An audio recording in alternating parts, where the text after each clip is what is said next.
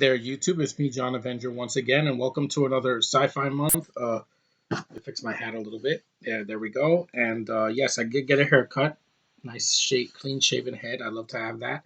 And welcome to another review. This is a movie review this time. This is of the 1996 movie in the long-running franchise of Star Trek, and this is personally my favorite Star Trek movie.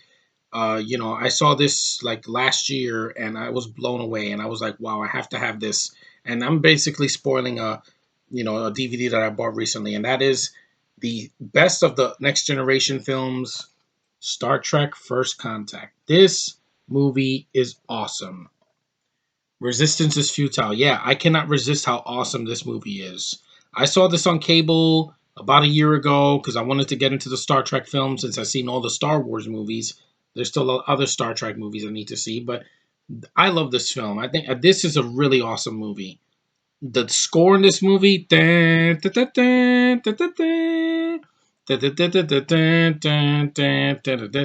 I've always loved that music for this franchise, for the Star Trek: The Next Generation. I love that score. It's amazing. And Steve Oldfield from Fox TV, he said it's one of the best films of the year, and you'll love this movie. And I agree. I do enjoy this movie a lot.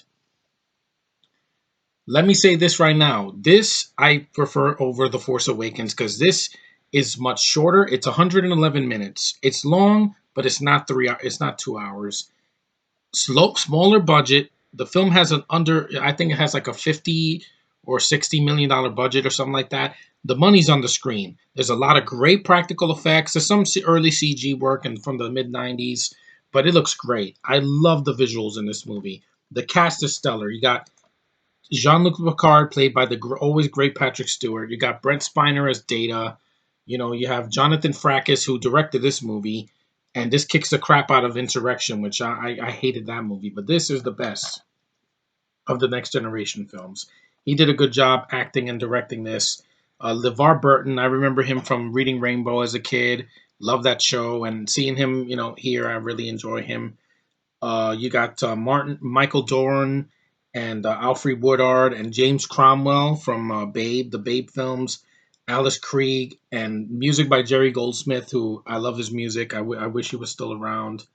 It's a really well done Star Trek movie. Like, if Wrath of Khan had not come out in the 80s, I think people would have said this is the greatest Star Trek movie ever made before Abrams stuck his fingers into it, which I don't think was needed. But hey, that's just my opinion. I'm not a major Trekkie. I didn't grow up with Star Trek, the TV series, when I was a kid. I saw this one, The Next Generation. I saw some episodes of this, and I was a bigger fan of this. This is the Star Trek I grew up with, and I think this movie's awesome. It has a great budget. It was a huge hit. I'm glad it was. I wish we had gotten a proper sequel to this because after this, a couple years later, they did Insurrection. That was so boring. This movie has a ton of action. It's not slow like a motion picture is, which I do enjoy, but it is very slow and very long. And the villains are pretty awesome. He did this lady, this that plays this Borg, which the Borgs are a big part of the next generation saga. Um, it says Star Trek First Contact is one of the action films that has it all, and I agree. All this needed was to be called. If this was called Star Wars and not Star Trek, I would not have known the difference because I just think this movie's freaking great. This was before the Star Wars prequels, and I enjoyed the Star Wars prequels a lot, but I would say this is better written than the Star Wars prequels.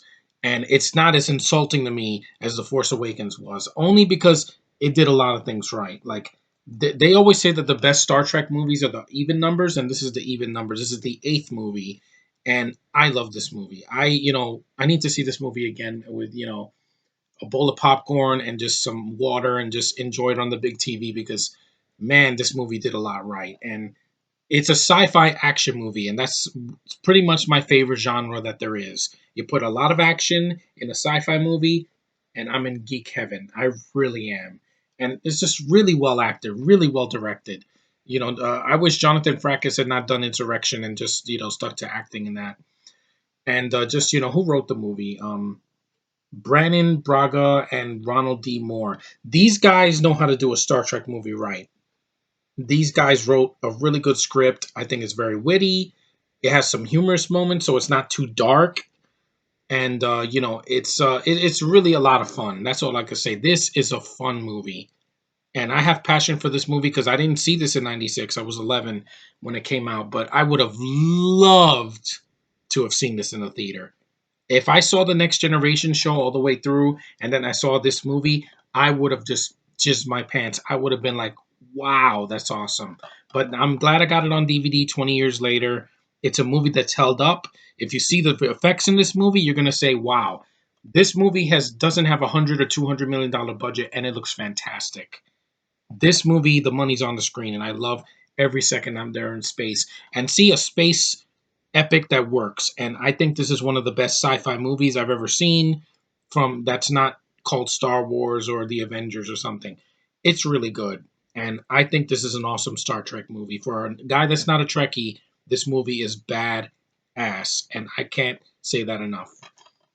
So yeah, that's my awesome review. I know it's kind of a little biased review of Star Trek First Contact, but I don't care. This movie deserves it. I think it gets a lot of praise, which it deserves. On IMDb, it gets like a 7.6. It deserves it. It's a kick-ass movie. I really enjoy this movie. And if you guys don't like it, that's fine. I mean, I'm not gonna. If you're not into Star Trek, you're probably gonna skip this one. But I would say this is the one to see after you've seen the Wrath of Khan.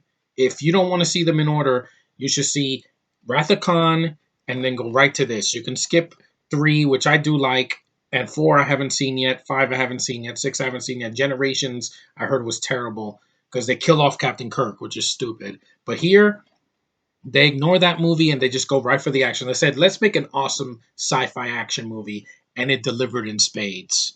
And I really enjoy the movie. I wish this got a better DVD. This has nothing. It has two trailers, no commentary, no documentary. I would love to see what the production was on this film because it is so much fun.